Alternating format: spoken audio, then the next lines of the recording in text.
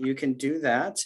The other option is you're going to see a chat function in the middle of the screen, a button called chat. Feel free, if you have questions, type those questions in there. Our staff will be happy to help. Once our staff is done presenting each program, they're going to stick around for a little bit and help answer some of those questions in the chat. So feel free, if you have questions. This session is designed to help support not only your student coming in, but also for you as you have questions as well.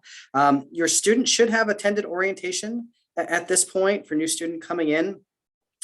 Orientation, if they did, you should have realized it was free. And that's a decision we made this past year. Most other schools, orientation was not free. They made students pay orientation, even though it was virtual. We decided to make that decision to allow as many students as possible to get an orientation experience. So if your students still do have questions regarding classes or some other topics that are not presented today, feel free, again, put those in the chat. We'll be happy to answer those as well. We'll put our contact to orientation. We'll be happy to help you and your student support beginning this transition into school. And just as a reminder, the first day of school is coming up. It's going to be August 23rd. So it's coming up very, very shortly. What's that, about less than 2 weeks at this point. So I'm going to hand it off to our first presenter, who's the Director of Alumni and Parent Engagement, Sherry Anderson. So Sherry, take it away. Well, welcome everybody. First of all, I want to say congratulations, you did it. Just the fact that you're here and your student is starting college, that is a major accomplishment. So we're so glad that you're here, and we can't wait to have your students start the new year. So I'm going to share a presentation. Can everyone see? Does it say welcome Chico State parents and families? All right, so luckily for you, we are welcoming back not just freshman students, but all students. So everybody is, and that includes sophomore students, some junior students. We have a lot of activities that will be happening next week and in the following weeks to welcome back all students. So the presenters after this will talk to you a little bit more about that, but we're really kind of branding this as a campus comeback, and that goes for parents as well. So this is definitely a time of transition, and what my office will do is we're here to support parents. This is definitely kind of a different time in your life, and navigating this can be a little bit tricky. So in the Office of Parent Engagement, we're here to support you. I can answer a lot of questions. Sometimes I don't know the answer, but I can help you find the person that can best answer your question. So I did want to point out, we'll be, if you took a campus tour at all, we are handing out parent and family guides, and that is available on our website. If you go to csuchico.edu/parents, there's a link right on there. And I did want to point out that the guide is in English and Spanish as well. So if you have some family members that maybe they're more comfortable speaking Spanish, there's a lot of great content in the parent guide, and that includes upcoming dates, deadlines, content for just some upcoming the schedule for the 2021-22 academic year. The next few weeks will also, there's a lot of events happening with Wildcat Welcome, and one of the main things that that we have for parents next week, I really want to invite you all to, we're going to have a parent and family welcome tent, and that's going to be next Wednesday and Thursday from 9 a.m. to 1 p.m. We are going to be behind the bookstore on campus. And so at that location, we are going to be giving out parent calendars, coffee, snacks. We are also going to have experienced parents like you see in this picture here, parents that you can ask questions from. We'll have alumni, just people who can really help you make the most of your experience. So I really hope to meet you at this event. Like I said, free coffee, kind of getting last minute kind of advice and questions answered. So the other thing, October can be a time of year when your student might feel homesick, believe it or not. That might be a time where they start missing you. So I really encourage you to come back that second weekend in October, October 8th and 9th.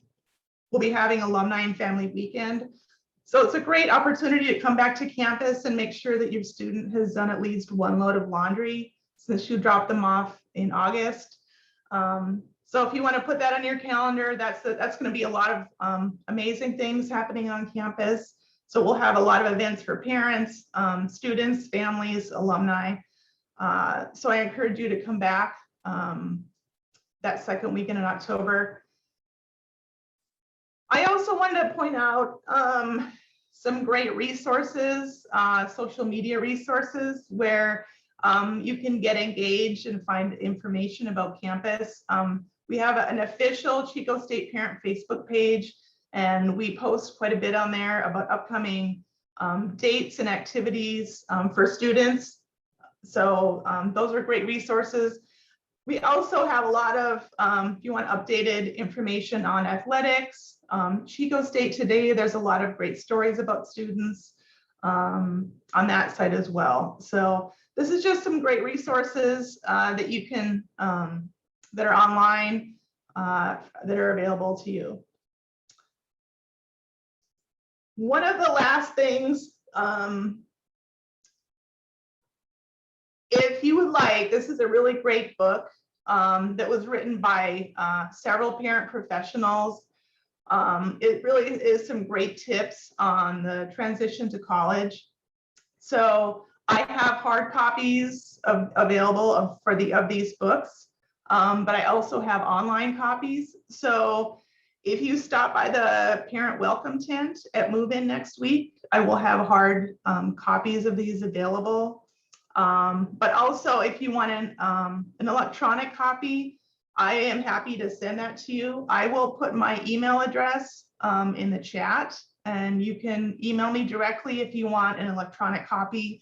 But this is really some great tips, especially as you know, this is kind of a unique time that we're starting this fall semester. So there's a lot of really practical tips in this book. So I'm happy to share it with you, and I think it will really help in your transition. So this is our website, just csuchico.edu/parents. There's information on there about just a lot of different resources that will help guide you to different places that will be of help to you. And then if you want to email me at parent@csuchico.edu, I am happy to send you either a hard copy or an electronic copy of that book. So we're really excited to have you here, and we can't wait for the semester to start. And with that, we have a lot of presenters this afternoon. So I want to hand it off to Maria, who's going to talk a little bit more about ways you can pay for college. So. Okay, I'm actually going to jump in first. I think. Oh, go ahead, Maria. I think Sydney's going to be next. Sydney from Student Financial Services. I'm good. Take it away, Christopher. That's fine. Thanks, Maria. Sounds Okay, good. let me get the good. presentation up then. Oh, okay. While we're getting it ready, so my name is Chris Roberts. I'm a financial aid advisor here at CSU Chico, and Maria Olson is as well. And what we're going to do is just go over some general financial aid information with you guys. And it's going to be kind of a pretty quick overview. But if you have any questions, feel free to ask them in the Q&A, or, you know, our office is open throughout the academic school year, and before we're actually open throughout the entire summer. You guys are always welcome to call our office and schedule an appointment to speak with one of our advisors or with our staff. They might be able to help you with easier questions over the phone. So with that, Can you see it? I don't. What I'm seeing is your teams. Okay. Sorry, folks. It's okay. I can kind of start and then you can get me to it. There we go. Can Now, you see it now? yes, but you need to be in presentation mode, I think. How about now? It's not showing it for some reason. That's okay. That's okay. We'll roll with it. The first thing that you all need to know is that in order to be eligible for any type of financial aid, your student has to submit either a FAFSA or a California DREAM Act application. And hopefully most students have already done this. You can only submit one or the other, and most students are going to be submitting a FAFSA. And what submitting a FAFSA allows us to do is to determine a student's eligibility for federal financial aid. Hey, Maria, can you close that screen because that's an appeal that you have up? Thank you. No problem. So we can do it without the slides if we want. It's fine. Basically, what submitting a FAFSA allows us to do is determine a student's eligibility for federal financial aid, such as Pell Grant, federal student loans, work study, as well as other state-specific grants like Cal Grant or State University Grant or middle class scholarships. And the big thing that you guys want to know is that your student has to file the FAFSA each and every year, and they have to file it by March 2nd, or at least that's the priority filing deadline. If they don't make it by that priority filing deadline, then they run the risk of not receiving certain types of state aid that they might otherwise be eligible for. And as you guys have noticed, you do also need to include parent information in most cases on the FAFSA. And this is going to be true until your student turns 24. I don't know where that rule came from, but it is what the rule is. So it's probably going to be several years for a lot of you that you're going to be including parent information on the FAFSA and helping them fill out that portion. Okay, so the California DREAM Act application. Some students who aren't eligible to file a FAFSA and meet certain requirements under something called AB 540 may be eligible to file a California DREAM Act application, or as we call it, a CATA. It also needs to be completed by March 2nd, and students who complete a CATA can be eligible for state aid, Cal Grant, State University, and California DREAM loans. If you have any questions about which one you're supposed to fill out, there is a helpful information sheet that the California Student Aid Commission has, or you're always welcome just to call our office and we can let you know. As far as steps to receive Cal Grant, so some of your students, you may have received notification that your students are eligible for something called Cal Grant or middle class scholarship. There are certain things that you would need to do in order to make sure that your student ultimately receives the Cal Grant from our institution. The first thing is that you need to make sure that the student creates a Web Grants for Students account. And the way they go about doing that is by going to mygrantinfo.csac.ca. Sorry, let me start over. Usually there it is. So it's mygrantinfo.csac.ca.gov. And once they create a username and password, they can log in and they can see what information they may need to do. And some of the more common things that they need to do are to confirm their GPA, and then also make sure that CSU Chico is at the top of their schools list. If they don't do either of those two things, then we're not ever going to get notification that they have an award. And so we won't ever be able to give it to them. So you definitely want to make sure that you guys go out there and do that. Okay, so our next slide has to do with something called the EFC, and you guys may have heard this thrown out there. It's actually an acronym that stands for Estimated Family Contribution, and I'll explain to you in a second why that's kind of a misnomer. But basically, when you fill out the FAFSA, all of the information that you enter in, including parent information, student income, parent income, tax information, asset information, number in family, number in college, all of that information gets run through a formula that's called the federal methodology. And ultimately it outputs a number that we call the EFC. EFC, even though it stands for estimated family contribution, it doesn't necessarily mean that you're required to pay that EFC. So for example, if you have an EFC of 0, it doesn't mean that you are going to have to pay nothing. for your child to go to college. And conversely, if you have an EFC of 46,000, it doesn't mean that you need to pay 46,000. That's actually above what the cost of attendance for Chico is. So the way that we use EFC is really as an index to gauge eligibility for different types of need-based financial aid like Pell Grant and state university grant. So as an example for Pell Grant, if you have an EFC between like 0 and 5,800, then you're going to be eligible for Pell Grant. With state university grant, if you have an EFC between 0 and 4,000, then you are going to be eligible for state university grant. So generally speaking, the lower your EFC is, the more likely you are to qualify for grant-based aid. So on the next slide, we have information about the cost of attendance. So when your students received their financial aid award letter, and hopefully most of you have received a financial aid award letter, if you haven't, you definitely want to contact our office because something is going on. But when you receive that financial aid award letter, you may have noticed that there was some information in there regarding what we call cost of attendance. What's really important to know about the cost of attendance is that it's an estimate of what it costs to attend CSU Chico. It's not necessarily the hard and fast amount that you are going to be required to pay. If you take a look at some of the budget items that are listed in the cost of attendance there, there's only 2 that really show up on your account as charges due that are charged by the university. The first is tuition, and that's an actual amount that's listed. And the second is on-campus housing. And that's the amount that, the amount that's listed there is actually an estimate. What you ultimately end up paying for on-campus housing is really dependent on what meal plan and housing options you ultimately chose. All of the other budget items that are listed are estimates that, depending on where you buy your books or how you budget personal expenses, may end up being more or less than what's listed. And some things like personal expenses, if you're helping support your student or your student supporting themselves, they're really paying those personal expenses already just by virtue of being alive. So one other thing to note about cost of attendance is that it is the upper limit to which we can award financial aid. So for example, if your cost of attendance is $26,170, we can't award more financial aid than that. Okay, so next slide.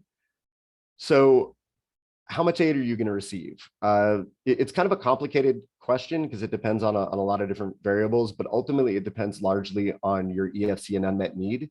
In order to qualify for need-based aid, which is typically grant aid, but also includes subsidized loan, you have to have unmet need. And the way that we determine your unmet need is by taking the estimated or the cost of attendance and subtracting your EFC. So again, ultimately, the lower your EFC is, the more unmet need you are, the more unmet need you have, the more likely you are to qualify for more types of need-based aid.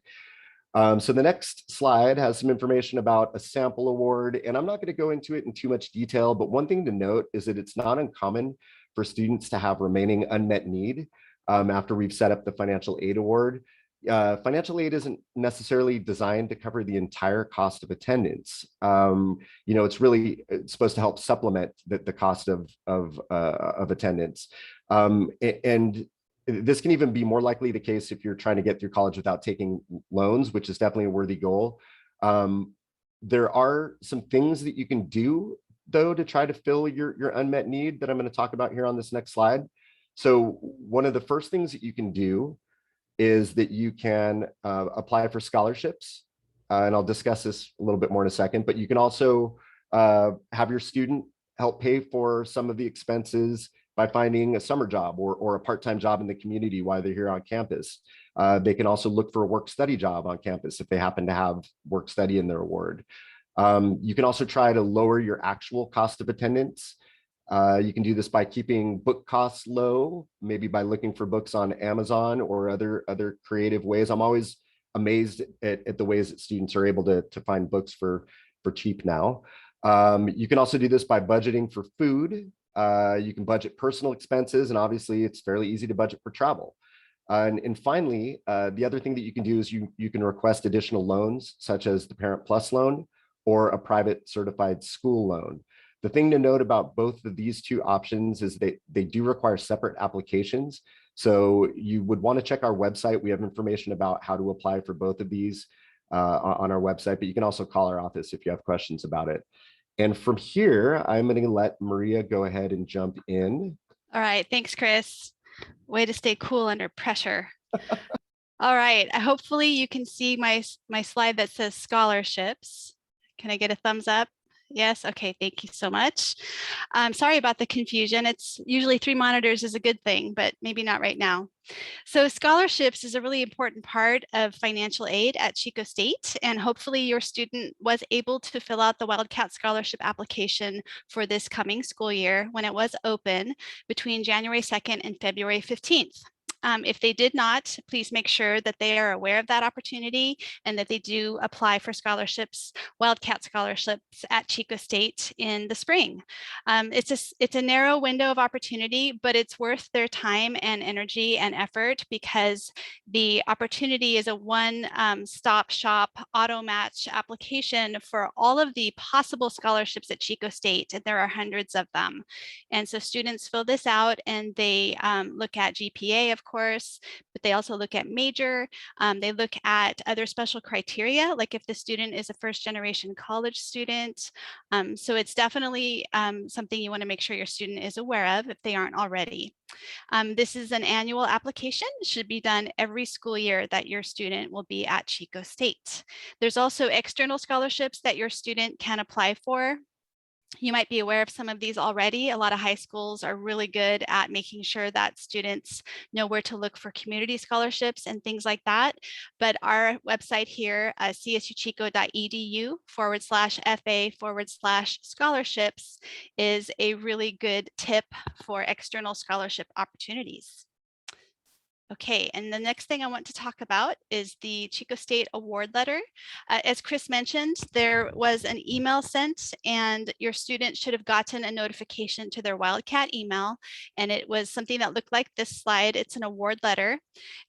This was sent to all students who were admitted to Chico State and have a valid Fafsa or California Dream Act application on file. So if your student did those things, obviously they've been admitted, but if they filled out the Fafsa or the CADA and you didn't get an award letter, definitely contact us and let us know because we want to make sure we know where that went and see if your student is eligible for any grants, scholarships, or loans. And then the aid process does look something like this every year. Make sure we're on the right slide here. So every April or so, students will be notified every year of their eligibility for financial aid for the next school year. So the 21-22 school year is beginning on the 23rd of August. And if your student hasn't already done so, they need to go into their student center and make sure that they've accepted all of their grants and their work study and scholarships. And also they need to accept, reduce, or decline their student loans. This is something that they have to do every year. And if they get an email from the Financial Aid and Scholarship Office that something has changed about their financial aid offer, they need to go into their student center and look at their financial aid offer and see if they need to accept something that came in recently or if something has changed. So your student does need to be diligent by checking their Chico State email and looking at their student center from time to time. Okay, and this is just a sample, an idea of what an award looks like for a student who has a pretty good financial aid package. The student has Pell Grant for spring and fall. They have a Cal Grant B, and this is for the lower income bracket of students in California. This student has the $2,871 amount of Cal Grant that covers the tuition at Chico State at the CSU level, but also they have the Access Award, which is a living stipend. The student is also in EOP, so they have an EOP award, they have work study, and they have loans. So this is something that your student might see, or something like this. At the minimum, if they filled out the FAFSA, you would see an unsubsidized loan offer. That would be the minimum. Okay. And just a quick note about the financial aid account. If your student has a to-do list item in their student center saying they must create their financial aid account, that means we need them to provide us with a little more information. Perhaps your student was selected for verification when they filled out the FAFSA, but if there's something on the to-do list or any holds in the student center having to do with financial aid, it's really important that your student does address them, and they might need to create their financial aid account. And that's what these two slides are talking about. Wrapping it up here really quickly, because I know we're going over time a little bit here, is you might need to provide tax information if your student was selected for verification. It would be 2019 tax and income information that we might be asking you for at this time. You would be submitting that through the financial aid account. Don't email or fax us your tax papers. That's not a secure way to, especially email is not a secure way to get that information to us. Okay. And then we are offering workshops right now. We just did one yesterday and we're going to do one tomorrow. I'll put this in the chat. If your situation has changed, let's see here, are we good? Okay, if your situation has changed since 2019, which is what the Fafsa and the CADA are looking at for this year, you might be in a situation where you would want to submit an exceptional circumstances appeal. These are some of the reasons why you might want to explore that with us. If you've had income reduction, perhaps due to COVID or any other reasons, loss of home or property, high non-reimbursed medical or dental or vision expenses. So these are things that you can explore with us and we can let you know if it would be worth your time to do the appeal. And then next steps, make sure your student has accepted all aid offers. They need to be full-time enrolled to be eligible for full financial aid, and that's 12 units per semester. We make that assumption when we award them. So if your student is in less than full-time, their financial aid will be reduced. Have them check their Wildcat email frequently, review to-do list items and holds. And we have a lot of information on our website about helpful forms and tips and checklist items that they need to do every year, like applying for scholarships. Probably this is already taken care of, but if not, you want to have your student have their own bank account so that if they are getting a refund, they can sign up for direct deposit. And if we did select them for verification, or if they were automatically selected for verification, you want to get those items turned into us as soon as possible. And this is our contact information, which I will also put in the chat. And I will stop sharing my screen now so we can hear from housing. Thank you so much. Hello, folks. I'm excited to share about university housing. You might have seen me before. My name is Emily Lees. My pronouns are she, her, hers, and I am the coordinator of housing services with university housing, obviously. And what I am going to cover today is more so move-in, because I think I get a lot of move-in questions.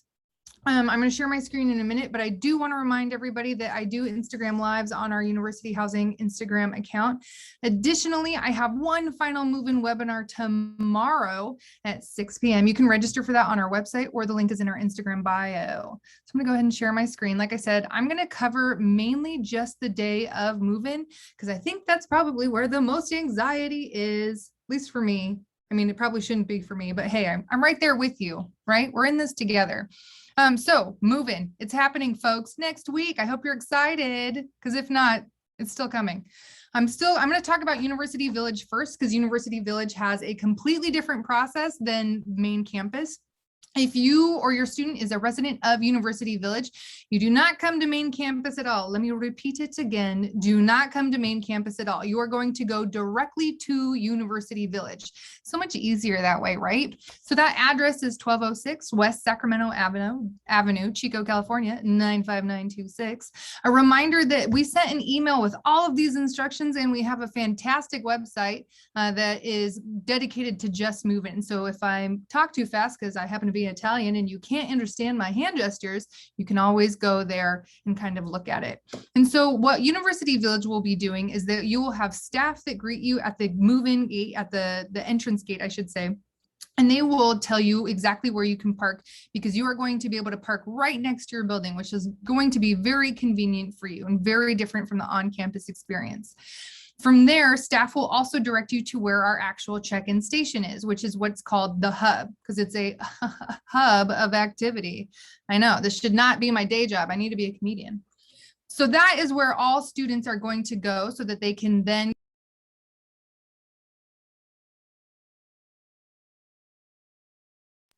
I got muted. Who knows why?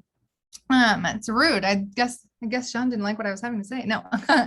So that is where you're going to go to pick up your check-in packet and your key packet. And some reminders about what your key packet will be in the next slide. So residents of University Village go directly to UV and you'll be able to park right at your entrance of your building.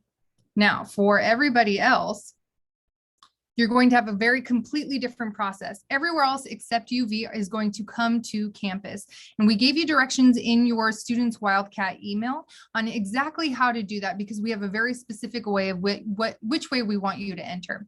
When you do come onto campus through our Serpentine, which is located in the stadium parking lot, you're going to get a couple of things. But first, in order to even get in that check-in line, you have to have a move-in appointment. You have to have your face coverings, especially when you're talking to staff, and some sort of government issued ID so that we can say you are who you say you are. Now, in your move-in packet, in your check-in packet, that's where all students are going to get their Wildcat ID. I know we've been getting a lot of questions about, I would like to have my ID. How am I going to get that? Well, I'm glad you asked, because your Wildcat ID is going to get you into your community, it gets you into your building, and it holds your meal plan. So we'll give you your Wildcat ID. We'll give you a temporary unloading permit, as well as a lanyard with an ID card badge. So to help us signify who exactly is going to be helping move in. Additionally, we've also created a little cheat sheet guide to help you with move in that has QR codes, not only for parking and instructions on where to park, but additionally our living in guide, which is an all-encompassing document of everything that you need to know about university housing. And then a little brief a picture of how our doors work. Now, so this is the map of what it's going to look like when you decide to move in. Like I mentioned, we have a very specific reason why we're asking you to come in the way that we are. So all students need to be coming in from the West Sacramento to in the Warner entrance. So I'm going to say it again, because it can't hurt to repeat myself twice, and I love hearing my own voice. You're going to come from the West Sacramento Warner entrance. And the reason for that is because we're going to have you go down Warner and turn into the Stadium Health Park, or the Wildcat Health Center Stadium parking lot. If we have you coming from the opposite direction, not only are you going to impede the flow of traffic, but you're going to get in the way of individuals who are going to be on the unloading parking zone. So then what's going to happen is, after you've entered this stadium lot, you get to stay in your car the whole time, which I checked the weather. You know, it's a good thing you get to stay in your car. It'll be nice. It'll be breezy, air conditioned, great for you. You'll go through this little less than exciting Disneyland ride over here in your car. And at the end of it is where our staff will greet you and help you with that check-in process and give you all of that move-in packet that we kind of mentioned. Now, if you are a North Campus, what will happen is that then you will move into this North Campus section and be able to park. If you are not in North Campus, so Whitney, Sutter, Shasta, and Lassen, you are then going to be directed back out the way that you came in and on to Legion, which is why it's really important for everybody to start the process over here in West Sac Warner. From here, you'll be able to be guided by staff that will help you onto that unloading zone. And this is an unloading zone only. This is not meant to be a permanent parking area. What's pretty neat, though, is we do have a bunch of staff to help answer any questions that you might have. Additionally, we will have an information tent at the end so that we can make it easy to ask any questions. Now, because we won't have move-in volunteers for COVID, we will have a bin cart checkout here in the middle of Legion. So your student can just take their ID card and go get a bin to get checked out. So that unloading zone that I talked about, while your appointment time is for 3 hours, that does not mean that you have the entire 3 hours to be on the unloading zone. We're talking, if you are possible, or if it's possible, max 30 minutes, and then that vehicle needs to go into the permanent parking areas that we've outlined. When you are going onto the unloading zone and when you are going through the check-in process, please remember that we will not be allowing additional vehicles. It's one vehicle per resident. Absolutely no trailers, RVs, boats, or U-Hauls. If your student is requiring a U-Haul, chances are you're bringing too much stuff. You're wanting to make sure that your students are packing efficiently, that they're packing as light as possible. Again, it's really hot that day. So the more time that you're spent packing, the less time that you get to be in your room in the air conditioning and enjoying that process. So after visiting, to recap, after visiting the check-in tent, residents of Shasta, Lassen, Sutter, and Whitney are going to go to Legion Avenue for unloading only, while Escamachupta and Concal will then unload in the B spot parking lots. And after you have unloaded, you cannot return back onto the street until after 4 p.m. Or for a second trip. And that's just because we have so many people moving in that it creates kind of a bit more chaos if we let additional vehicles on. So there is temporary parking in our B lot gravels, which you can kind of see. These are our B lot gravels over here. So we will have temporary parking over there. And the one thing that we ask is that if you do not have a B lot permit, if you are a non-resident, that you need to make sure that you vacate by 5 p.m. so that we can free it up for our actual spaces. Online, and again, in that email, you can check out where we're allowing you to park. There are some spaces that you do need to pay to park. So just wanting to make sure that you're paying attention. But highlighted here, you can see most of the places that individuals can park. So theoretically, your student can be moving things in with one of their helpers, and an individual can be parking. So something to keep in mind as well. Another thing that I like to talk about is that not all of our communities actually have elevators. So Whitney Hall has an elevator as well as Sutter. Shasta, Lassen, Eskin, and Machuca do not have elevators, nor does University Village. So something to keep in mind as you're unloading your items. And I think that a lot of people, again, it's that making sure that we don't overpack so you're not overloading yourself. As I mentioned, you will be able to check out some carts. They will be in the middle of the street for Legion, and then in North Campus, they're actually going to be inside the lobby of your buildings. So you just need to show your new Wildcat ID. Your student shows their new Wildcat ID so that they can then show who they are, so we can keep track of where our carts are going. We do encourage you to bring a hand truck or a dolly of some sort just to make it a little bit easier for y'all as you're moving in. We do have some safety protocols in regards to COVID-19. One is that each student will be given a lanyard upon arrival. That lanyard will be to identify who your move-in helper is. So if you want to bring 5 or 6 people up to drive up with you, that's totally fine. We only are allowing one person in the building with the student at a time. But you can trade off who that one person is as frequently as you want, which makes that easy using the lanyard. So the lanyard can be traded amongst anybody, but again, only one person at a time. After that 3-hour move-in period, there are actually no guests that will be allowed back into the building either after the appointment time or even the next day. Also, masks must be worn at all times during move-in, especially when talking to staff. So that's kind of a brief overview snippet of what move-in looks like. There is a lot that's happening. There's a lot that's going on, and we try and do our best to make sure that we're giving you all of the information, but please don't hesitate to reach out to us. I know that is a lot, like I said, it's a lot going on. It's super anxiety inducing. There's a lot of excitement too, a lot of nerves. You might have never even been to Chico and had an opportunity to visit campus. So I might be talking about all these places and you're going, yes, that's nice. I have no idea what you're talking about. Feel free to reach out to us. And again, join me in my webinar tomorrow at 6 p.m. That link is in the bio if you do have any questions, but I'm going, if I can speak, I'm going to go ahead and turn it over to the Wildcat Counseling Services. Thanks, everybody. Thank you, Emily. I am in awe of all the things that y'all are coordinating to make this move-in process happen. Like, it's a huge event. Also, I just want to say hello to all you parents and any students who might be out there. My name is Courtney Chambliss. I'm a licensed psychologist at the Wildcat Counseling Center. I am just here to give you a little bit of information about some support that we have on campus for students. I know that this is a big year. The year leading up to this was probably one of the most stressful years in history for everyone. So I know anytime we're transitioning to college, there's a lot of anxiety and uncertainty that comes along with that. So I just want to normalize that. Also, I want to take a second just to congratulate you. You know, I know that your students wouldn't be here if it wasn't for you. You've done a lot to get them here to this point, and it can be anxiety provoking to kind of hand them over to Chico State, but want to assure you that, you know, we're here to support students. We're here to give them the best experience possible. And to just normalize, there might be some bumps along the road as we transition this year, and that's what the Counseling Center here is for. So as you may be aware, as a student, part of your student fees pays for the Student Health Center. So we have physicians and other clinicians available for kind of urgent medical care issues, emergent medical care issues. And then we also have personal counseling available for students. We provide individual counseling and group counseling. We also have some peer mentoring, and I'll talk a little bit about that and some peer coaching problems. One of the things we know about college is there's a huge growth curve that goes on with that.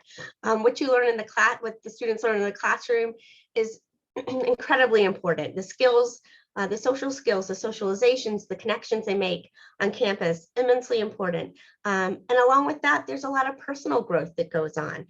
So at the Counseling Center, we recognize that a lot of the growth that comes with college is academic, but it's also personal. And so we're here to help students remove any kind of barriers to that any mental health concerns might cause. And to help them be successful in college. So we see everything from just adjustment, like not feeling connected to campus, or feeling unsure about their major or career directions, to depression, anxiety, post-traumatic stress disorder, the full array of issues here. So I'm going to share a little bit of our information with you. Let's see. I can get this up. I apologize. Oh man, sorry y'all. I am changing computers and everything is not going well.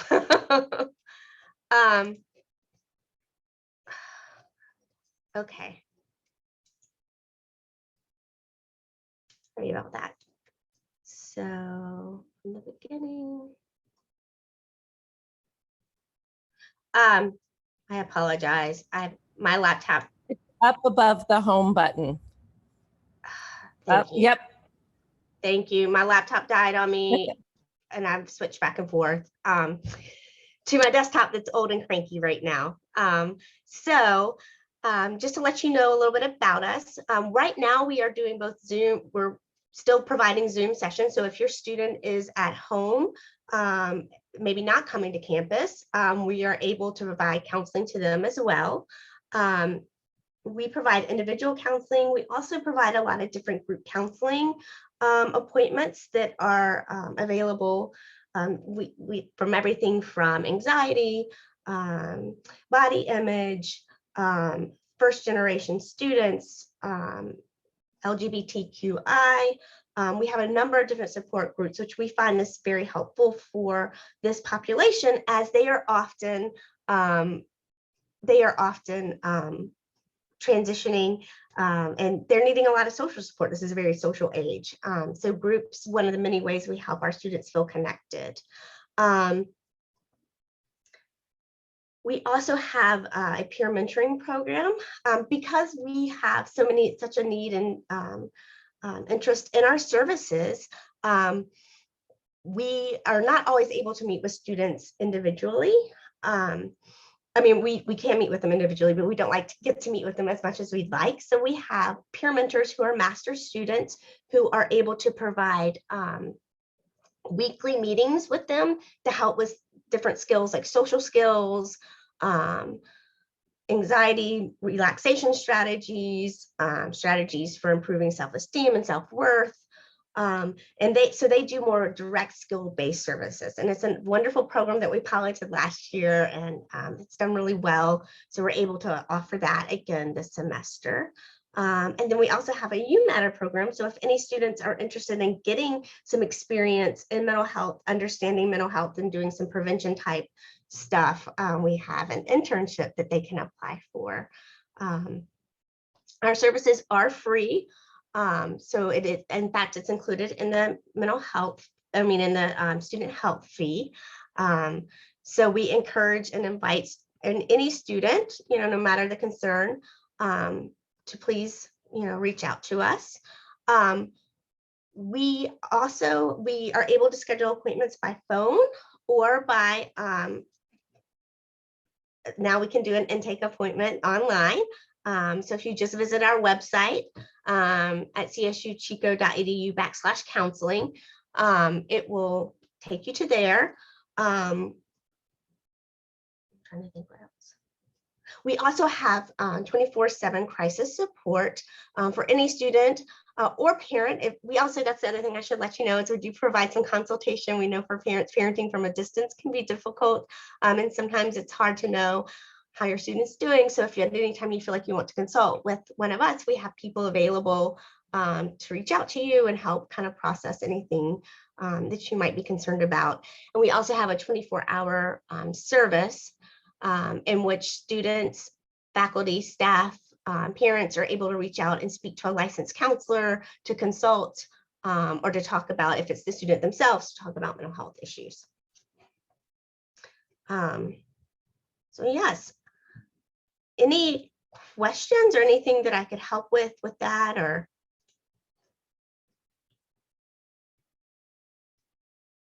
I'm not seeing anything specific to that.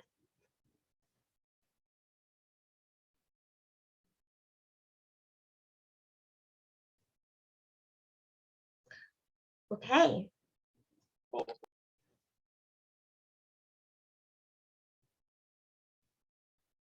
Okay, so we'll pass it on. I think Student Learning Center, is that? Accessibility Resource Center. Accessibility Resource Center. Sorry about that. Thank you.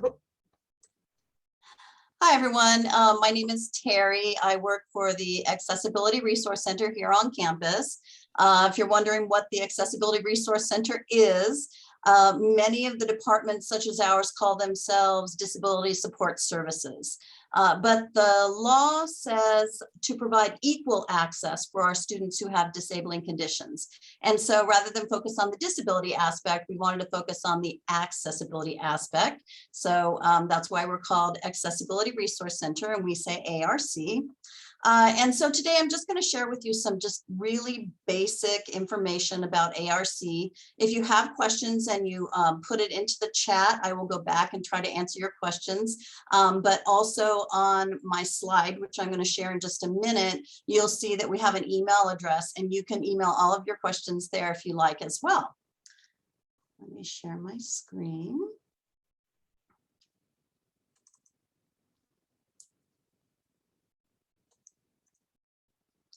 Okay, I want to make sure that you are seeing my slide. Is that what you're seeing? Oops. There we go. Are you seeing my slide?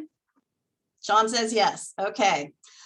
So at ARC, we work with students with a variety of different disabling conditions, medical, physical, psychological, learning disabilities. We even work with students who have temporary disabilities. For instance, if your student goes skiing over Christmas break and then comes back in January in a cast, we can actually provide transportation for them so that they can get from class to class without having to walk around with their crutches. Sorry, I couldn't think of the word crutches. If you have a child who had an IEP or a Section 504 in high school, your student may qualify for accommodations at ARC. If you have a student who is coming in, transferring in as a junior, and they received services at another, at a community college's DSPS, then they may also be eligible for services or accommodations at Chico State. They do not have to have had those things, however, to be eligible for accommodations. So anyone who has a disabling condition that interferes with their ability to access their education equally can apply to ARC. Some of the accommodations that we provide, exam accommodations are a big one. We often provide extra time on exams in what we call a distraction reduced environment. Some students receive note-taking services. We do have peer note takers. There's also an app that will take notes. We work closely with the Office of Accessible Technology and Services, OATS. Chico State loves its acronyms. OATS takes care of the technological aspect of accommodations, and we work very, very closely with them. We do other accommodations as necessary based on the student's disabling condition and how it's affecting them academically. You can see at the bottom of the slide, this is our contact information. You can see our webpage here, our phone number. We are in the Student Services Center across from the library. Right now, we're meeting with students virtually, and we're just kind of waiting to see how that's going to work out. I am going to switch over to showing you how to get started. If your student wants to apply to talk about accommodations with us, the first thing that you're going to want to have them do is go to, and I'm going to share again. If you go to the Chico State webpage, their homepage, and scroll all the way down to the bottom, under resources, you'll find Accessibility Resource Center. If you click on that, you will get to our webpage. And if you scroll down a bit, you'll see there's all kinds of different information here. But this is where the student wants to go. They just want to click in to say apply here. And then they'll get this online application. When they fill out the application and submit that, their application will be assigned to an accessibility advisor. And that advisor then will contact your student via their Wildcat email. So make sure that they're checking their Wildcat email, because sometimes we send many emails and make many phone calls and we don't hear back from them. But to set up that initial intake meeting with an accessibility advisor, they need to answer the email or answer their phones. So that is how we get started, and then we just take it from there. We meet with the student, talk about what their condition is, and talk about accommodations that might make sense for them while they're here at Chico State. And that's it for my information. I think that we're going to move on to the Student Learning Center. Is that right, Terry. Dawn? Okay, bye, Dawn. Sure. Thanks, Terry. Hello, parents, friends, and new students to Chico State. Welcome. My name is Dawn Frank, and I am the director of the Student Learning Center. And I'm going to walk you through some of the services that our space provides for your student.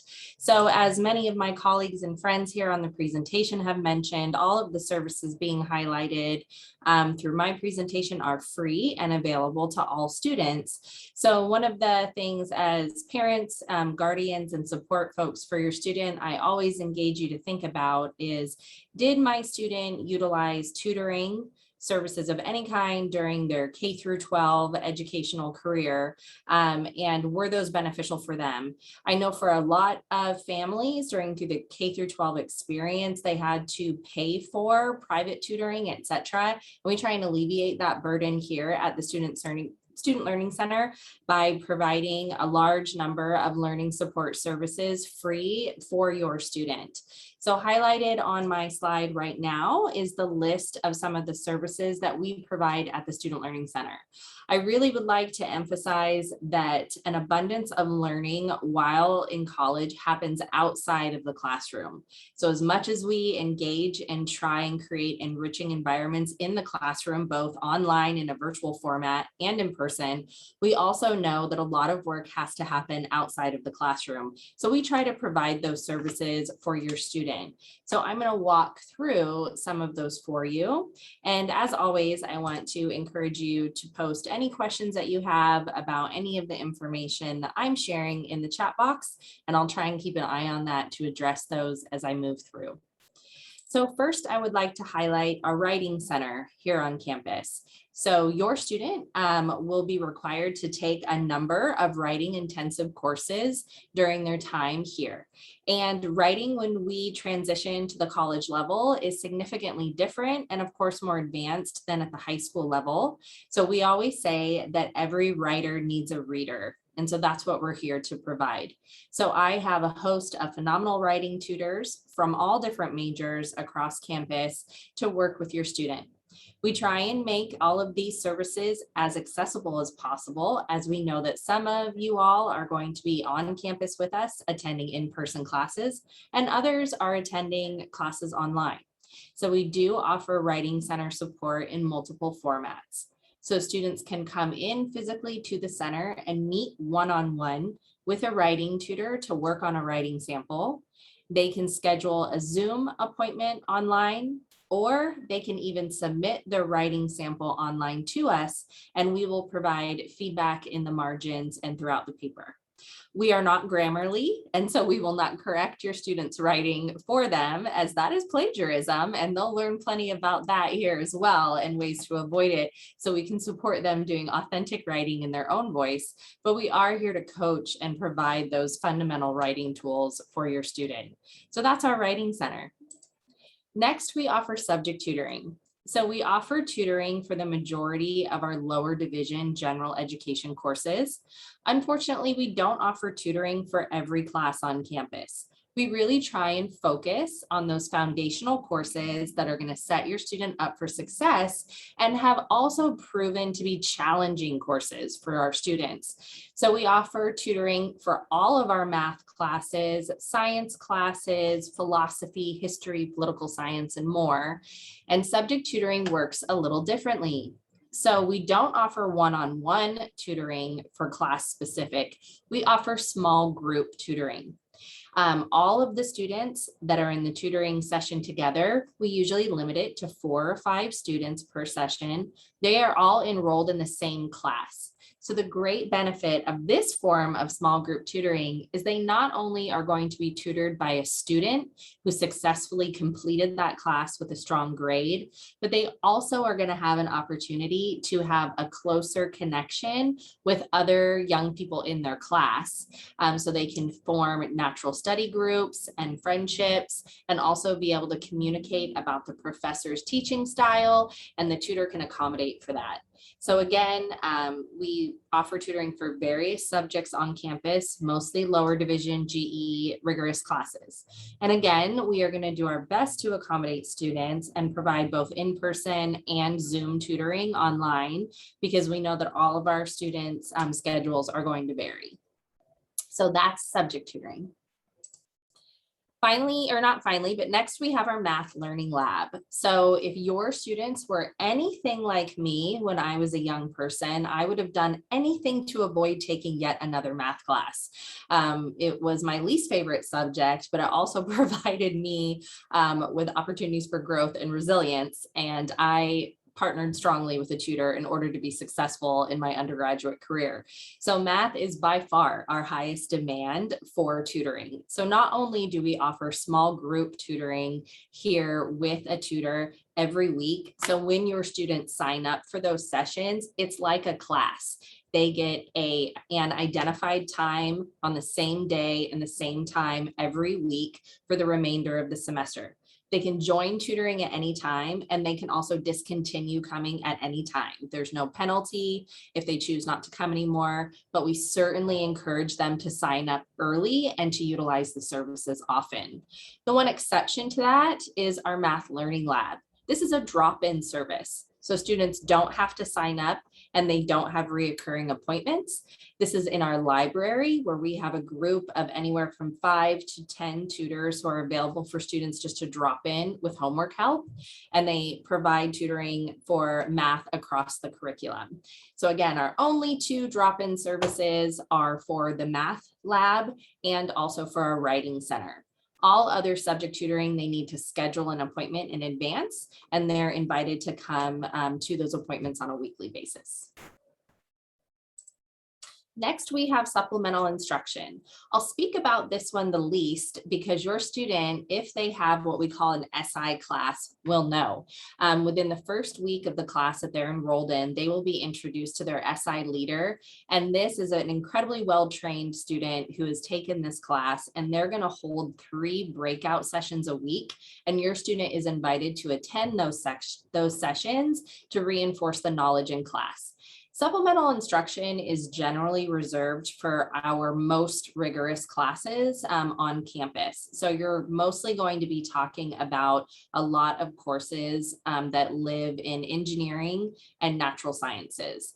So for your student, if they're signed up for a science course in the fall or an engineering course in the fall, likely they will have an SI leader. And that's great because that leader goes to class with them. They attend class with them, they attend lecture, and then they hold breakout sessions throughout the week to reinforce that learning.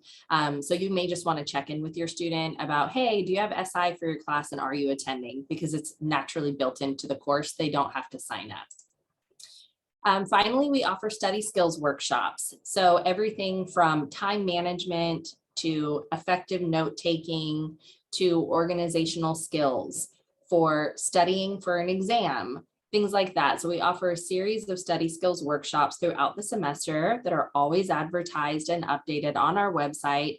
So it's a way for your student to come in and get that extra support and kind of like that life coach for being successful at a college level and with their academics. I'm going to briefly show you our website, as that, as many of my colleagues have mentioned, is how you access almost all of the services that are highlighted for you today.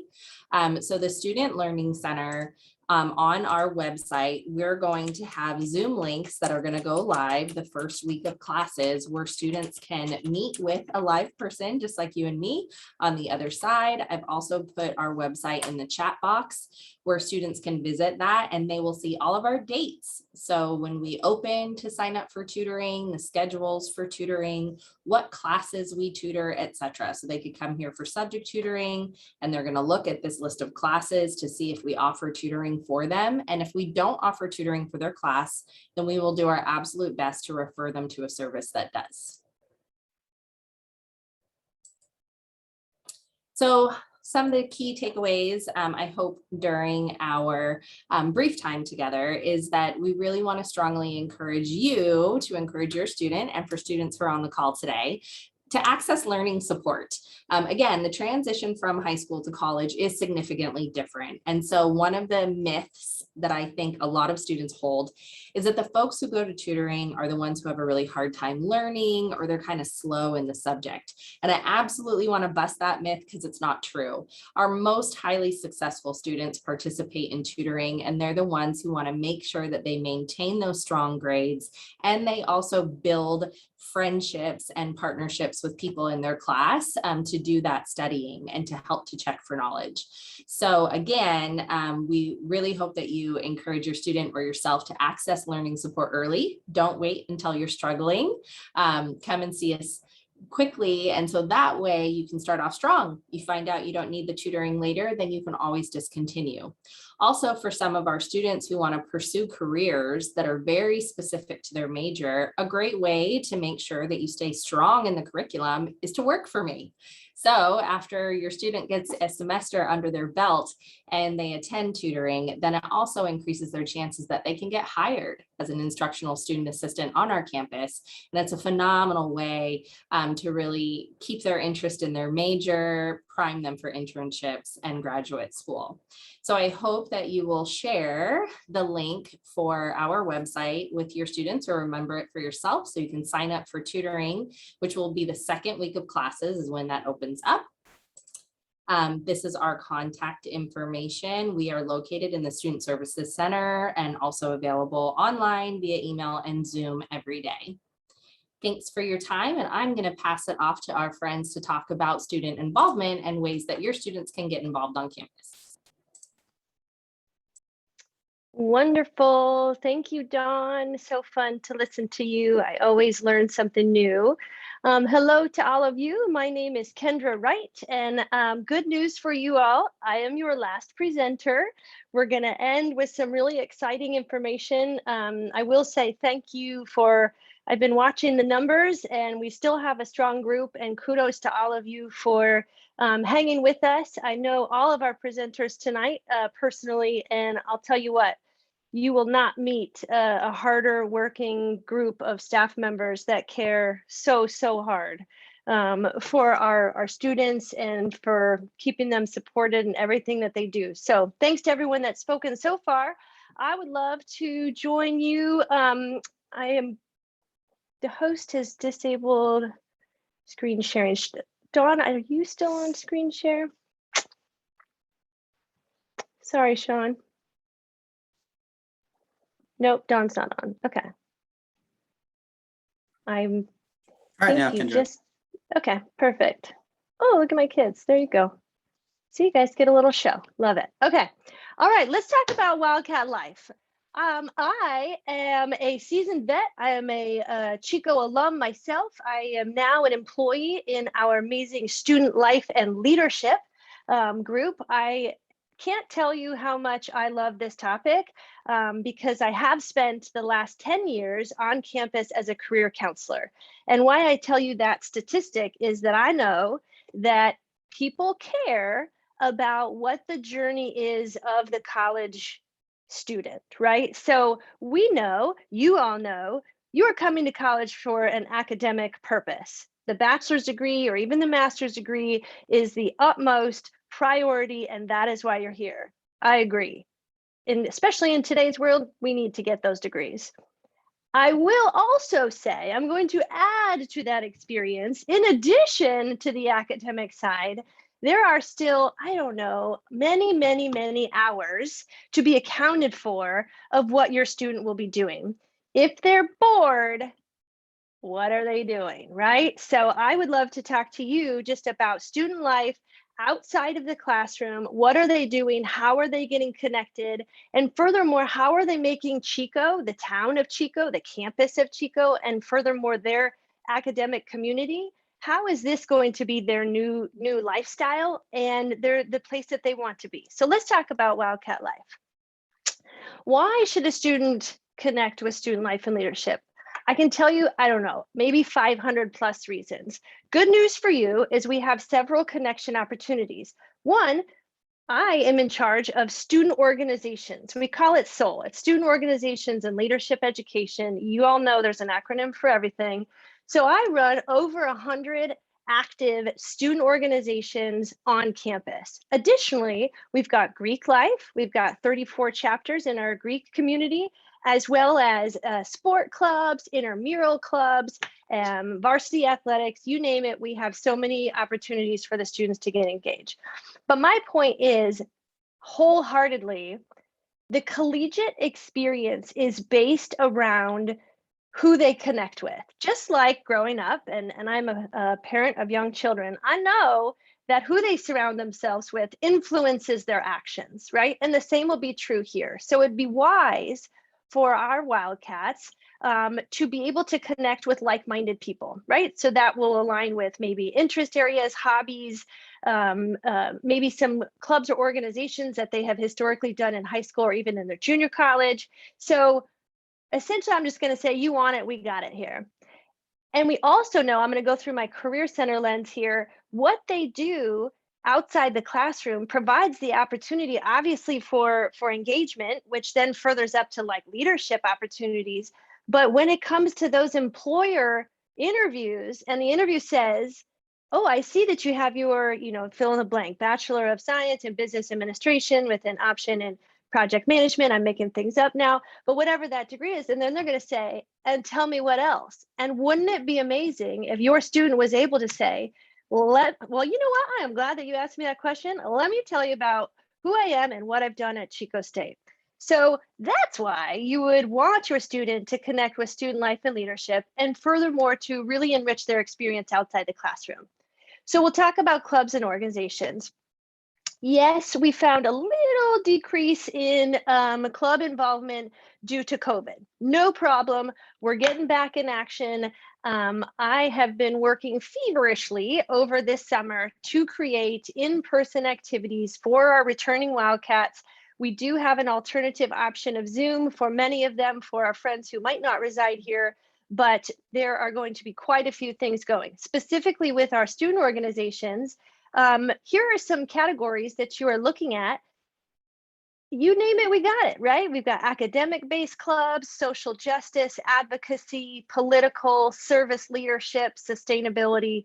Again, if we don't have it, my role and my goal here is to work with our students to create a club to increase the opportunity for them to meet like-minded people and surround themselves with people that are just like them. In addition to our student organizations, let me tell you about our Greek life chapters here. We have 3 branches. They're called the fraternities, sororities, and our multicultural fraternities and sororities, and there are 34 of those recognized chapters that make up all 3 of those councils. And I have a little statistic here for you. In 2019, just give me a little break, 2020 kind of didn't happen in our activity world, but prior to such, I'm still very proud. Our Greeks raised over $30,000 for our campus basic needs project and donated over what is that statistic? Because it's hiding before. Tons of the food to the Wildcat Pantry and saved over 530 lives with our blood donations in 2019. So something to be proud of. We will continue our engagement. We will absolutely support our Greek chapters in everything that they need to do, that they want to do, and get them back in action for our communities. Of course, the values, we just want to showcase to you what all of the pillars are that we stand behind.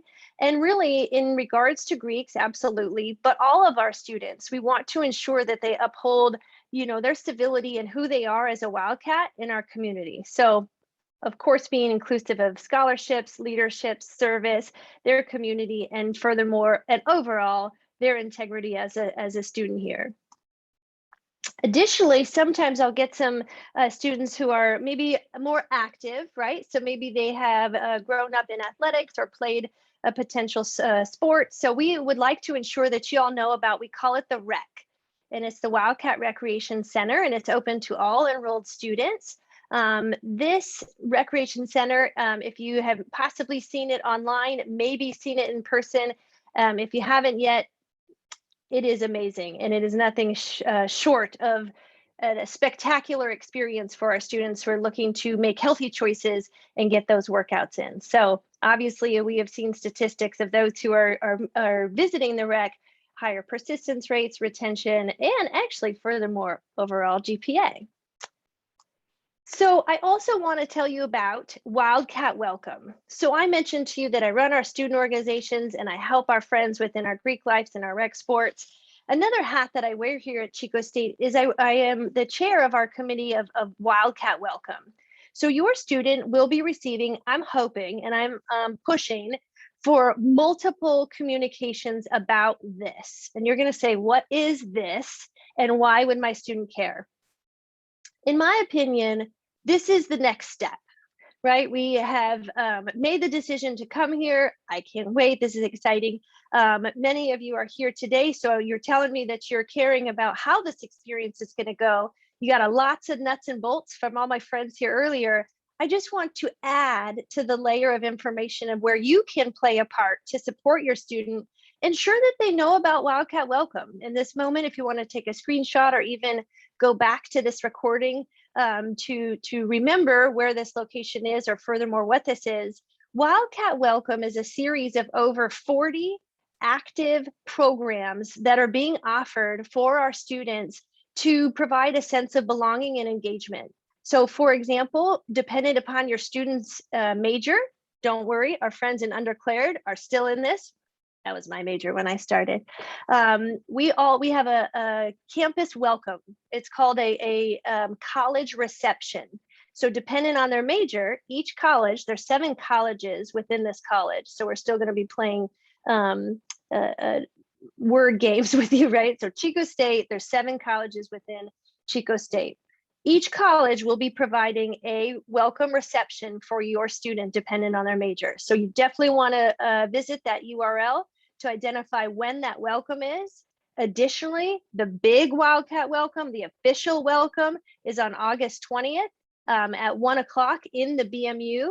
That's where we will identify our public address from our university president, also our address from our Associated Students president. And we've got an excellent speaker coming in, a keynote, and it really is the opportunity for students to, we can view it online if you'd like. And if you are physically here, come into the BMU auditorium. We'll have an exorbitant amount of energy in the room. We've got a dance club to open up and just really showcase that we are excited. This is happening, this is it. And this really is this first, in-person excitement opportunity at Chico State. So you'll see the words campus come back there as well. I have included such because, my task got a little bit larger. Not only are we welcoming our new students, but we're also welcoming our students who started in fall of 20 and spring of 21. those were virtual beginnings. And so we're also including all of these wonderful Wildcats. And the beauty in that to me is that it would be providing more opportunity for our new students to meet like-minded and maybe other Wildcats that have been through similar situations. So I'm going to go ahead and just end on a contact slide here. If you would like to take a screenshot, I know Sean, I'm imagining is recording, so can absolutely show all of this at the end. But if in summary, I welcome you all to ensure that your student knows about our website, knows that we want to get them connected. We really want them to utilize, it's called Cats Connect.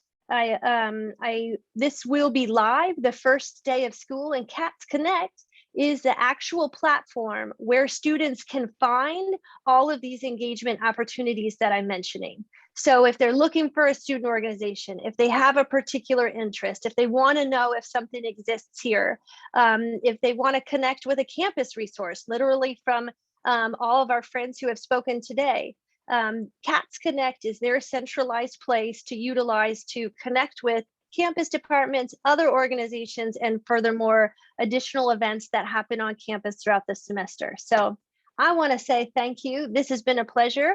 I can't wait to hear from you. I'm going to pop into the chat if you have any additional questions. And Sean, I'm going to turn it over back to you. Great, thank you, Kendra. Great job. And I saw a lot of parents were definitely clapping their hands, really excited about your excitement and engagement with students and supporting them coming back. We were going to end here, but I know there's a few questions regarding financial services and financial payment. So you heard from financial aid, but we want to bring in financial services to talk also about payment and payment options. So before we just jump in and we open up for questions, we brought in Cindy. We contacted Cindy to see if she could help us out. And so Cindy's here, and she's going to have a brief presentation about paying, the final steps for paying for college. And then at the end, after that, we'll stick along, and feel free, you can ask questions in the chat, and also you can unmute yourself as well. But before that, I'm going to turn it over to Cindy. So Cindy, all yours.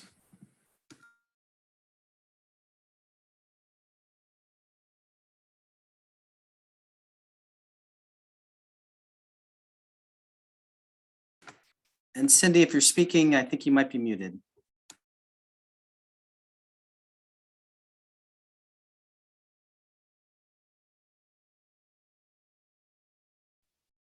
Got it now. Okay. Thanks, Sean. Hi, everybody. My name is Sydney, and I work in student accounts. And we're going to take a very quick look at the Chico State Student Financial Account. This will be short and quick, so I want you to know that everything I tell you, the fees, the due dates, the student center, and more, is all laid out on a web page that we made just for you. And I'll show you where to find that at the end. So let's start with tuition and registration fees for the 21-22 academic year. For California residents, we have 2 flat rates per semester. The most students will be in more than 6 units. So for most students, that's $3,934 per semester. And the payment due date for fall was July 28th. If your student enrolled after July 28th, then the due date is August 12th, tomorrow.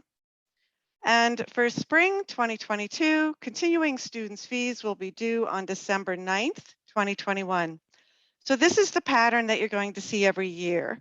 Fall fees are due in late July, and spring fees are due in early December.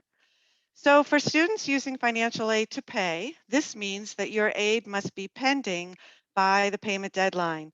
Pending financial aid is an important term, and I'll talk more about that in a minute. And for students using veterans benefits to pay, a request for benefits must be submitted and processed by the payment deadline. And I'll show you where to get more info on requesting veterans benefits at the end. For students paying out of pocket, payment is due by the payment deadline, or the student can enroll in a tuition payment plan and pay in 4 installments. It costs an additional $33 to be on the tuition plan, and you must enroll in the plan and make the initial payment by the payment deadline. and more about how to enroll in the tuition payment plan in a minute. So I should mention too that there will be a drop this Monday for non-payment of fees. So please call us tomorrow if you're unsure if your student's account is in good standing. Let's talk now about housing payment due dates for students living in a campus residence hall or university village. For housing, everyone can pay in 8 installments for the year. And these are the due dates starting in July and ending in April. Each installment includes both rent and meal plan. So let's add the tuition and registration fee due dates. And you'll notice that you have a housing installment due at the same time as the tuition and registration fees. So where do you find the account info for your students? Well, the student account is online. And what I'm about to tell you, I also tell your students in their orientation session. So all this should be at least familiar to them. They should know that we don't mail out bills for current charges. Students log into portal and click on the Student Center. And now we're looking inside the Student Center under Financials and What I Owe. At the top, select Display Charges by Date to see this view, and you'll see all your due dates and due amounts. And here, you'll see your total outstanding charges for the semester and your pending financial aid. Pending financial aid is aid that the student has accepted in the Student Center. It's very important that students go in and accept the aid before the payment due date because pending financial aid counts towards the outstanding charges.